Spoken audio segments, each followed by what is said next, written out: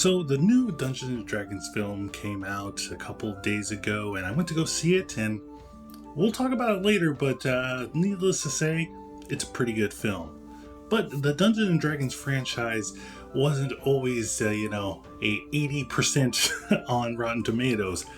It was pretty bad when it started out, and to my surprise, there was more Dungeons and Dragons films than I thought. Hence, why we're making this tier list. So here we go. This is the Dungeons and Dragons franchise tier list. So starting this off, we're going to go in order of release. So we're going to start with the one that started it all. The one that has, a little bit nostalgia for me. The 2000s Dungeons and Dragons. Now, if you haven't seen this one, I recommend that you go and watch this so you can feel the pain that I have felt for 20 years. So I have to say that when I was watching these Dungeons and Dragons films, I was really excited to watch the first one again because I hadn't seen it in a while. And I remember having fond memories of, it's a bad movie, but it has some elements in there that I like. So I have to say, after watching it again, after so many years, this movie is worse than I thought. So all those videos that I've watched over the years of people that, Chris Stuckman and everybody else of reviewing this film after a long period of time and them saying how terrible it is, I have to agree with them because like I said, I was still holding out hope that there was something, there's a reason why I looked fondly on it in my childhood. Maybe it was because I was just a kid. And when I saw, CGI, really bad 2000 CGI dragons and people fighting with swords and a dude with blue lips, thought it was cool. Don't know. But I will say that even with all the terribleness and me being an adult and, having different tastes and, looking at things a little bit more with a critical eye, I still kind of enjoy this. I still kind of like it, even though it's the most boring thing ever. Well, maybe not the most boring thing ever. We still got 2 more movies to talk about. But I do appreciate that this film kind of just went with it. For the times, there wasn't really that big epic fantasy films other than Lord of the Rings. And I guess they were trying to do something like that, but it didn't work, obviously. I do appreciate the practical effects in here. It's more practical effects than I remember seeing. There's a lot of makeup, a lot of costume designs with the monsters and stuff. Again, I'm not going to really fault them that much for the CGI in this film because it's the early 2000s. They're just trying to learn how to do the CGI. The technology isn't up to par.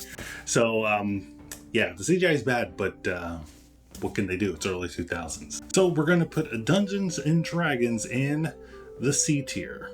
Now, moving on to the second Dungeons and Dragons film, Dungeons and Dragons Wrath of the Dragon God. Now, I didn't even know that there was a sequel to this film because me and my sister and, the rest of my family were like, dude, we want to see a second one of Dungeons and Dragons. They set it up where Snails is alive. If you don't know who Snails is, watch the first one.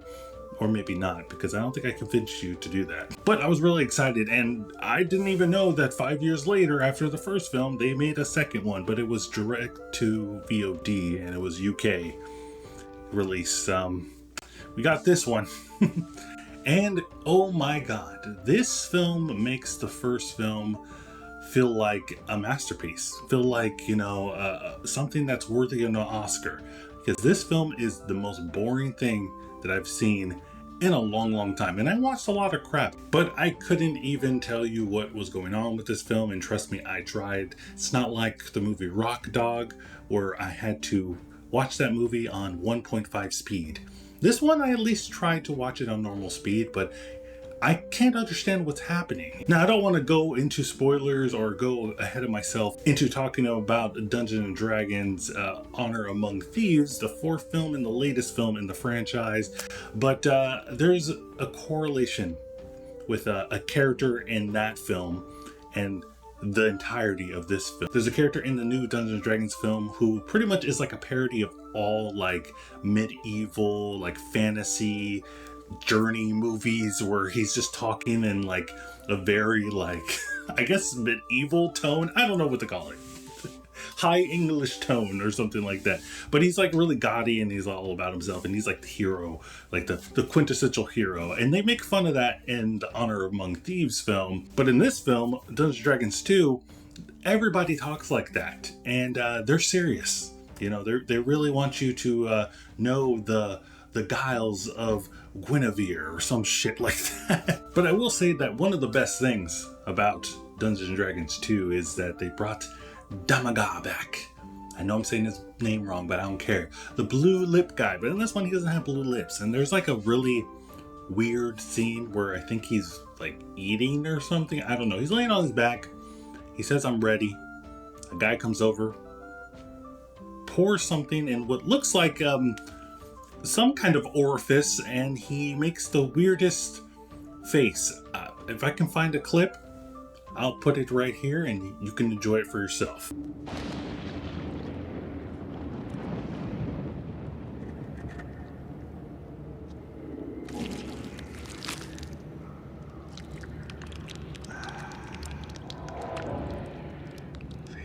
Ecstasy of life. Point is, it's really hard to follow. The characters in there are not really interesting. The lead that we have, he sucks really bad. There's a side plot with some kind of like, you know, sorceress chick that's turned into a zombie and she got like flaky skin. I thought that was kind of funny. But yeah, this movie is really terrible. There's not much to say, but we're gonna put Dungeons and Dragons Wrath of the Dragon God in the D tier, and it deserves it. Now, moving on to Dungeons and Dragons 3. Yes, there's a third one, The Book of Vile Darkness. Now, where I said that the first two films were boring, this continues this trend. You know, this is another boring Dungeons and Dragons film, and we're 3 films in so far, and I'm really surprised that they're making a movie called Dungeons and Dragons boring. I don't know how they did it, but they did 3 films in a row. But again, we have a group of people that we don't really care about, that have no charisma, that have no place of being, you know, in front of our screens and us watching them. They're just here, you know.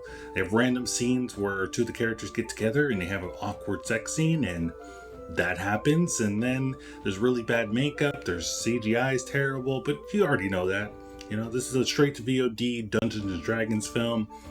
That comes with the territory. But I think the thing that really made me mad about Dungeons and Dragons 3 is that I had to buy this.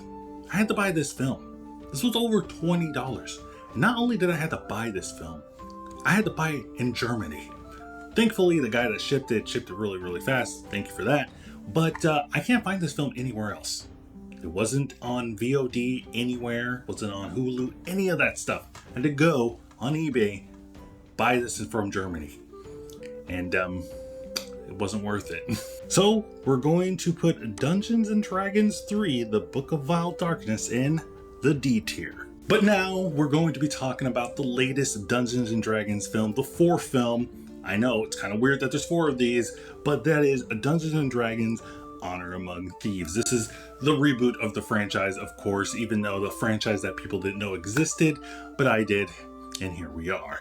But I'm happy to report that Dungeons & Dragons Honor Among Thieves is a great film. It's a great reboot to the series, reboot to the franchise, reintroducing us into this world of Dungeons & Dragons, and I can totally see them doing more of them with this cast, because that's my gripe with these Dungeons and Dragons films. You know, even though the first film is bad, at least the characters, at least some of them, are kind of memorable. You know, they kind of have a little bit of charisma.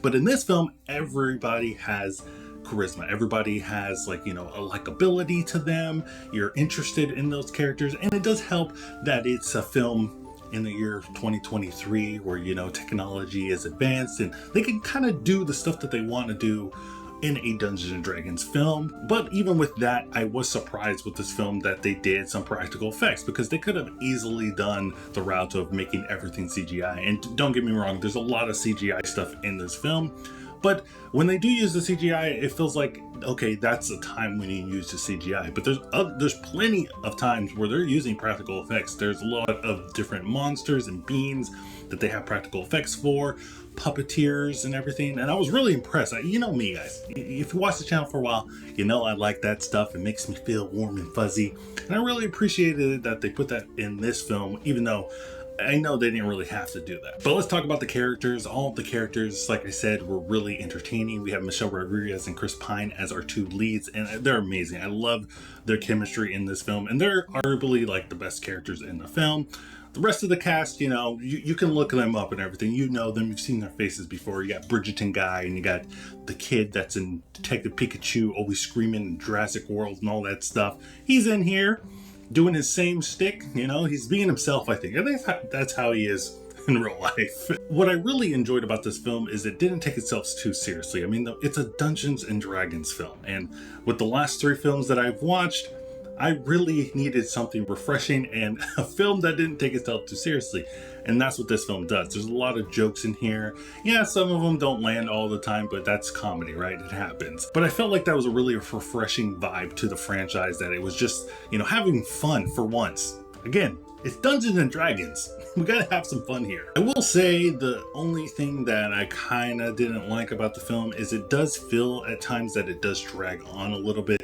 Kind of have some scenes where we're just sitting down and they're like, okay, this is where we're going to do some character development, and they have some, like, you know, some serious scenes, which is fine and everything. I don't mind those, but it felt like a little bit like forced, and like, you know, this is the time we're going to be doing it, and here's the backstory of this character. Get sad. Now we're going to go off to adventure, you know? And again, like I said, it's not a bad thing. It just, you can feel those moments and it starts to drag the movie a little bit. But with that all being said, this film is amazing. Like I said, I can't wait for more of this. This cast is amazing.